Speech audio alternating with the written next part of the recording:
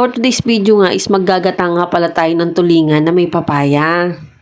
Tulingan nga pala is nailuto na nga pala yun ni tatay kahapon. Yung naisaing na ba, yun ba tawag doon, yung merong kasamang kamyas. At hinati-hati ko na nga muna yung papaya kasi nga tatanggalan ko pa nga sila ng buto.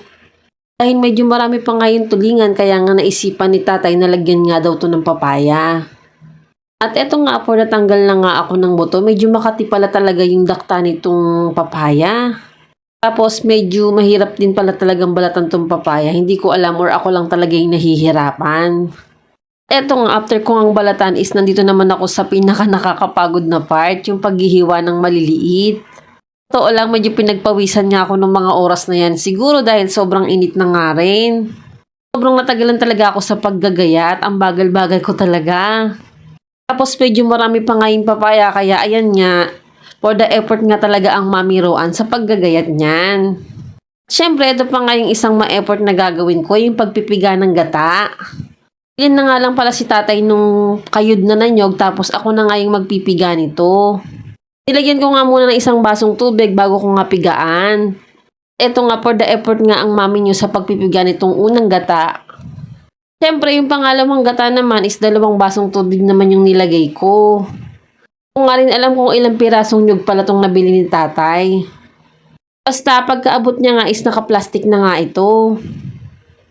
At yun nga, matatapos na nga akong magpiga. Sinalang ko na nga pala yung tulingan, tapos nilagay ko na nga rin pala yung pangalawang gata. Hintay ko nga lang kumulo, tapos inihulog ko na nga rin pala yung papaya. Medyo marami talaga itong papaya, buti nga nagkasya nga to sa kawali namin. Nga, tinalo-halo ko nga muna, parang nga kumalat nga yung lasa. Wala na nga akong ibang dinagdag dito na pampalasa, kundi paminta nga lang. Kasi naman yung tulingan nga is luto na nga at sobrang sarap na nga ng pagkakaluto nun.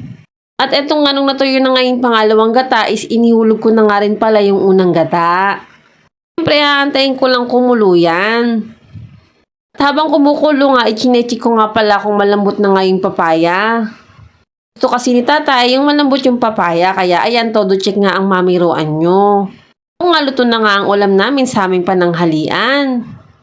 At dahil tanghali na nga rin is kumain na nga rin pala kami ni Daddy. Ito nga at nagkamay na nga ako at sobrang sarap nga ng pagkakaluto ko. Tulingan kasi talaga is may lasa na kaya sa tulingan pa lang is ulam na talaga. Tsaka kain po tayo. Dahil anniversary nga daw namin is magluluto nga pala ng pansit si Daddy. Hapon nga is pumunta nga kami sa bayan para makabili nga kami ng pangsahog sa pansit. Eto nga pagka-uwi nga namin ay agad-agad na nga siyang naggayat. Sobrang sipag nga ni Daddy for today's video.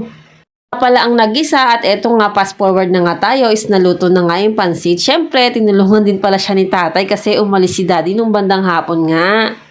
At sobrang sarap nga ng pagkakaluto nilang dalawa ni tatay nito. Na nga ako para makapagmerienda na nga rin ako. Pre, bumili na din pala kami nitong nilas puto. Salamat nga pala kay Marjeline at kay Nini na nagbigay ng chocolate sa mga anak ko. Sobrang tuwang-tuwa nga si Ate Yumi. Fresh from Japan pa yata tong mga chocolate na to saka yung cup noodles. Siya, hanggang dito na lang po muna. Salamat sa panonood. Bye!